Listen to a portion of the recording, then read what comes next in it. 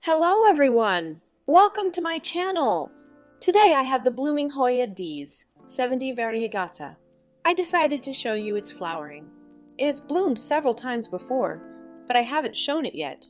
This Hoya is very lovely. Its leaves resemble an autumn forest. They are so colorful. Initially, they are pinkish red with a burgundy edge.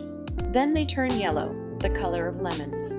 Later, the old leaves become green with a dark green border. They are so fluffy and pleasant to touch. It grows very quickly. However, mine is small because I frequently divide it. Overall, Hoya is absolutely low maintenance. It grows under a 10-watt lamp on the shelf, and despite that, it blooms. It's a very undemanding Hoya, and here it is in bloom. Currently, only one flower, the second one is on its way. You can admire the flowers. They are dark pink raspberry color with a yellow center. They have a faint, sweet fragrance. If you don't like strong scents, these flowers won't cause you any discomfort. You won't even notice if it's placed on the shelf or windowsill. It's such a beauty! Nectar has already appeared. It probably bloomed yesterday evening, not today. I noticed it today and decided to show you. Nectar is already dripping. Beautiful! And I managed to break some young leaves. They immediately released a white sap. Then it solidified, and unsightly spots appeared on the leaves. I have to clean them off. I recommend adding this Hoya to the collection for those who love variegated leaves. It's a very lovely Hoya. To prevent the video from being too short, I will now share the results of my so-called experiment. Over a month ago, I showed Hoya with beautiful veins on the leaves. Among them was the Hoya Spee, Nong Nooch.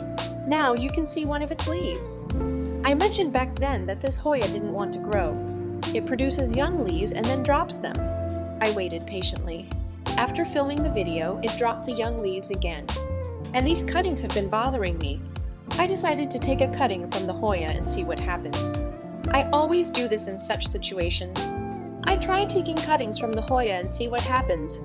I will show you the results of my propagation, not only to demonstrate that I took a cutting from the Hoya, but also because in the previous video, I mentioned that I don't recommend buying Hoya stumps. They are also called mother plants. It looks like a stump, like this.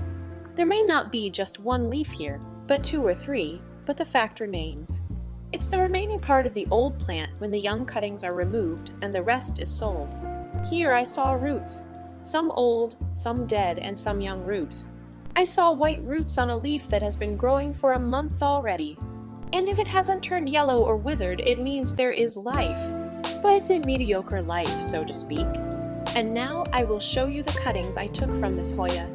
Here's one cutting. It's been a month, as I mentioned before. If you have any doubts, please refer to the old video to remember how it looked back then and how it looks now. There were 3 nodes here, and here is one node that remained as a stump. Here's the second node, and the third one, I will show it now. See the roots, see the new shoot, see the little leaves. This isn't just a falling leaf. It's most likely a characteristic of the variety. I can't remember the exact shade anymore. Another cutting was right at the top. Here are the little leaves. And here's what we have grown, new little leaves. That's how it turned out. Another node. These leaves are growing now. There will be new leaves. I am showing and telling this to demonstrate my experience and experiment. I'm not insisting or forcing anyone, but why wouldn't I recommend not buying such old stump plants? Because, as I mentioned before, I believe that Hoya is a vine and it tends to grow upwards. The lower nodes are already practically devoid of growth hormones. They will revive much slower and less actively than the cuttings from the upper parts of the plants.